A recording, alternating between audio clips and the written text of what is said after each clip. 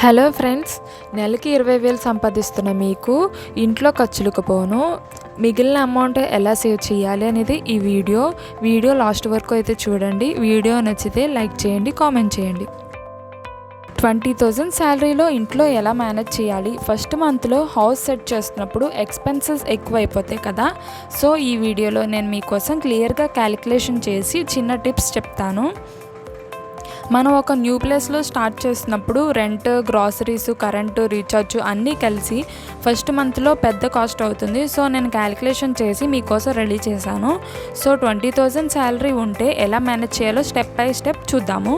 Rent వచ్చి ఒక 5,000, rice 1,300, milk 1,100, groceries ఒక 7,000, చికెన్ 960 రూపీస్, వెజిటేబుల్స్ వచ్చేసి 600, గ్యాస్ వచ్చి 2.5 months వస్తుంది మ్యాక్సిమము, ఒక 1,000 రూపీస్ అనుకుందాం. చికెన్ వచ్చేసి పర్ మంత్ 1,000 రూపీస్, అంటే ఒక 960 వేసుకున్నాను.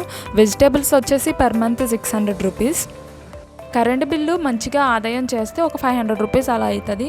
రీఛార్జ్ వచ్చి ఒక 700 రూపీస్ ఇద్దరి మీద. సో మనకి ఫస్ట్ మంత్లో 18,500 అప్రాక్సిమేట్ అవుతుంది. కాబట్టి 20,000 శాలరీలో 1,500 మాత్రమే రిమైనింగ్ ఉంటుంది. అది చిన్న సేవింగ్ అనుకుందాం ఫస్ట్ మంత్లో.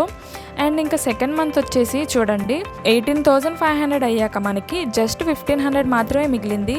అంటే నెక్స్ట్ మంత్లో ఏదైనా ఎమర్జెన్సీ వస్తే, స్కూల్ ఫీజ్, మెడికల్ లేదా ఫెస్టివల్ ఎక్స్పెన్సెస్ వస్తే ఎలా? సో ఈ వీడియోలో మనం క్లియర్గా చూద్దాము. గ్రాసరీస్ బల్క్లో పర్చేస్ చేయండి. సూపర్ మార్కెట్స్లో ఫెస్టివల్ ఆఫర్స్ యూస్ చేయండి.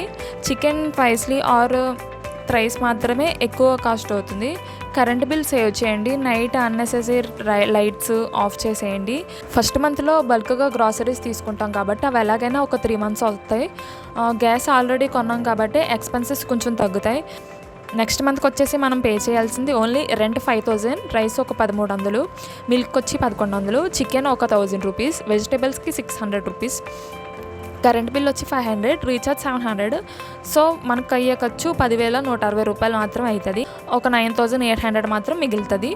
అండ్ థర్డ్ మంత్ కూడా సేమే, మళ్ళీ 9,800 అయితే సేవ్ చేయొచ్చు. ఈ 3 నెలల్లో టోటల్గా మనం ఫస్ట్ 1,500, నెక్స్ట్ 9,800, థర్డ్ మంత్లో 9,800, టోటల్గా 21,100 రూపాయలు అయితే సేవ్ చేయొచ్చు. ఫ్రెండ్స్, ఈ మెథడ్ సింపుల్గా అనిపిస్తుంది కానీ ప్రాక్టీస్ చేస్తే చాలా హెల్ప్ అవుతుంది. బల్క్ పర్చేస్ అంటే బిగినింగ్లో క్యాష్ ఎక్కువ పోతుంది, కానీ నెక్స్ట్ మంత్లో బర్డెన్ తక్కువ అవుతుంది. మీరు కూడా ట్రై చేయండి. ప్లానింగ్, పేషెన్స్ ఉంటే అంత పాజిబుల్ అవుతుంది.